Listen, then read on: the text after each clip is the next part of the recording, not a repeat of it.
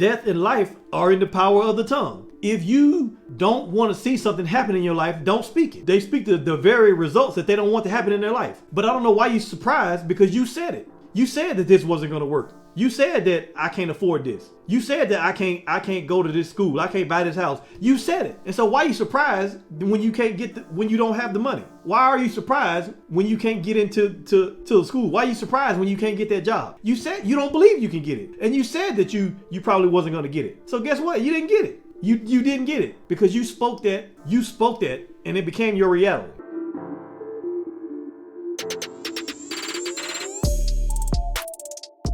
Hey, what's up, everybody? Welcome back. Now, you control the fear and the negativity that you experience in your life.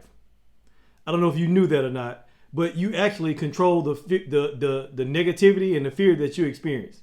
Now, I know that you may think that there's outside forces, there's things that cause you to have fear and cause you to think negatively, but you control that. You can control that.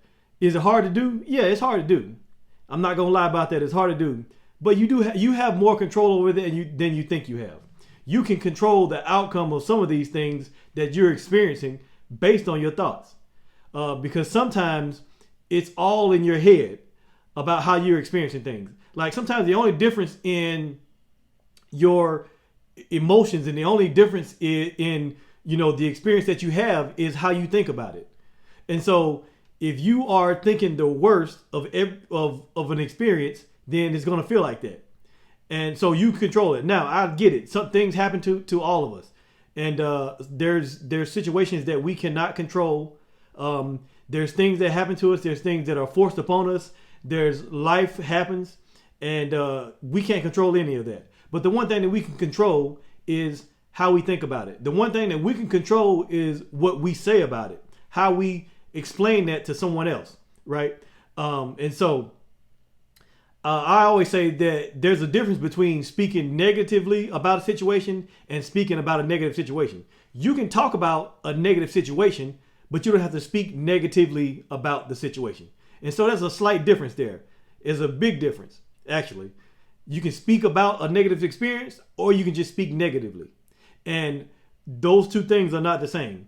And when you speak negatively, it impacts your own thoughts and your own emotions and how you feel. It impacts your life. And so the thoughts that we think, it creates the experience that we have, whether it's good or whether it's bad, whether it's positive or negative. Your thoughts play a major role in your experience. And the other thing is this: you have to pay attention. And so what I want to talk about today is not only your thoughts, but what you say. And here's the thing: your thoughts, what you say comes out of your thoughts. Like if you think something, eventually it's going to come out in your words. And so you have to pay attention to how you think. And the other thing that I want to say is you have to pay attention to how other people think. And the reason why you have to pay attention to how other people think is because I don't want to be around other people who think negatively, or other people who think with a certain mindset. I don't want to be around those people. And so I want to know how other people think, because I don't want their thinking to affect my thinking. I don't want to hang around people with a limited mindset. I don't want to hang around people who have a small mindset. I don't want to hang around people who have a negative mindset. I don't want to hang around people who have a mediocre, average mindset. Like that everything that they do is just going to be mediocre. Everything that they do is going to be just enough to get by. I don't want to hang around people like that, because I don't want that to rub off on me. Because I don't want to have that mindset. I want to have a mindset, and I want to think big thoughts. I don't want to think small thoughts that limit me and my potential and what I can do. Because you are only limited by the way you think, by how you think. It limits your experience in your life. And so I don't want to hang around those people. That's why I really pay attention to how other people think. Because again, you end up becoming the people that you hang around. There's a quote that says that you become the five most people that you hang around, you become them. And so I happen to believe that. I happen to believe that because you can't hang around people and it don't rub off on you. You know what I mean? Like if you hang around a bunch of people who are who handle money well, or who are financially literate, that's going to rub off on you, and you're going to start handling your money well. But if you hang around people who got poor habits with their money, people who spend all their money, people who are broke, people who have a broke mentality, guess what? You probably going to end up broke too. You probably going to end up spending all your money on stupid stuff too, because you hang around these people. And so you end up, and so that's why I say I not only pay attention to how I think, but I pay attention to how other people think. Because when I pay attention to how other people think, that lets me know, should I be around this person or not? Should I spend time with this person based on how they think? Now, again, I love everybody and I love them, but I can just love them from a distance. I don't have to be around them because I am trying to go higher. I'm trying to go further. I'm trying to get all the things that God has for me.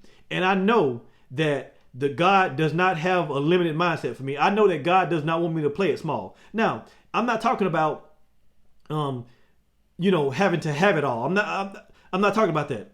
I don't need to have it all. I just need to have all that God has for me. And you cannot get all that God has for you when you have a limited mindset, when you have limited beliefs. Because when you have limited beliefs, you don't believe some of the things that God is trying to give you. You don't believe you can have it. And so I don't want to hang around those type of people. And so I hope I made myself clear when I say that. That's why I pay attention to how other people think. And because I don't want their thinking to influence me in my life and what I'm doing. I want to hang around people who think a certain way because I want that to influence me. I actually want that. I want to hang around people who have a fire and a passion for God, and they're going after God, and they're going after everything that He wants to do through them. I want to hang around people who think about their purpose and who lives in congruence with what God created them to do. People who are trying to live in His will. People who are trying to receive everything that He has for them. Those are the people that I want to hang around because I want them to influence me in my thoughts and my actions. That's what I want to be influenced by. Because again, those other people, because of their limited thinking, they put limitations on you. And here's the thing: a lot of times people tell you, when people telling you that you can't do something, that's because that's believed that they can't do it. And they're trying to tell you you can't do that or you shouldn't do that. But it's really, those are their thoughts. They're telling you that because they don't believe that they can do it for themselves. And so they try to, and see, sometimes that's camouflage and people saying, well, I'm just trying to look out for you. I'm just trying to take care of you. I don't, yeah, sometimes that comes from a place like that. But most of the time it's coming from a person who, because they don't think that they can do those things for themselves, they can't see anybody else doing them. And that will always hold you back. And so I know I don't do that to people. I won't tell people what they can't do just because I can't do it. And there's a lot of things that I can't do because I don't think it's my gift, but it's not my job to tell people that they can't do anything. What I want to do is encourage people. If they say that they're trying to do something, I want to encourage them and say, man, hey, go for it. You can do it. It's possible. Because I know that with God, all things are possible. And if they feel like they can do it, give it a shot. Give it a shot. Because I don't know what God has put on their heart. I don't know the gifts and the talents that God has given them. And so if they feel like they can do something, I'm a cheerleader. I'm cheering them on. I'm not trying to hold anybody back. And so, but the things that can hold people back is your thoughts and how you talk. And the reason why I'm talking about the thoughts is because thoughts lead to what you speak. And what you speak out of your mouth is reflected in your life. And like I said, if you speak negatively, you get negative results. If you speak positively, you get positive results. If you speak defeat, you get defeat. But if you speak victory, guess what? You get victory. And so what I'm trying to tell you is that if you want to see success, you have to start thinking about success. You have to start speaking about success. You have to train your mind daily to think in a way that benefits you.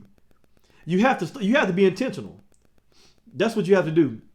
And here's some practical thing that people do. The practical thing that you can do is you can start writing down declarations, or some people call them affirmations, or whatever you want to call it. Declarations or affirmations, that's where you start. And you write these things down and you say these things out loud. That's how you can start training your mind on a daily basis to speak the things that you want to see in your life. And the reason why I'm talking about speaking, because speaking and what you say has so much power. It has so much power. And I want to take you to a scripture, Proverbs 18 and 21.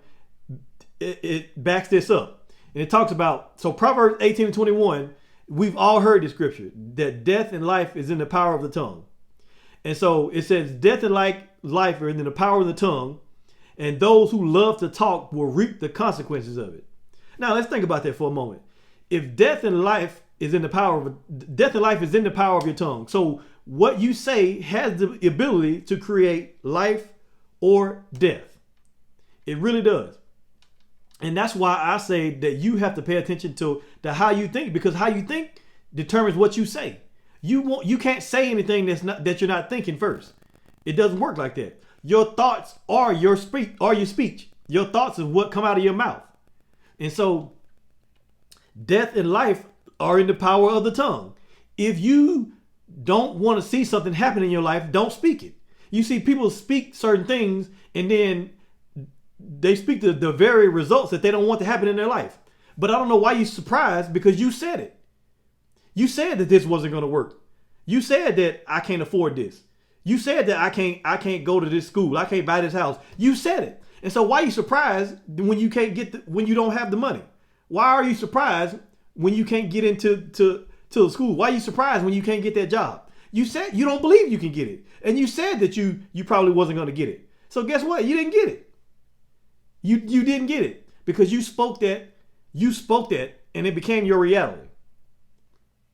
And so it says that death and life are in the power of the tongue, and those who love to talk will reap the consequences of what they said. Whether it's good or whether it's bad, you reap the consequences of what you said. Now, when it says those who love to talk reap the consequences, when you read that verse, it can be talking about both, whether you're speaking those things or hearing those things. And it goes back to what I said earlier about hanging around certain people. I don't want to hang around certain people because of the way they talk.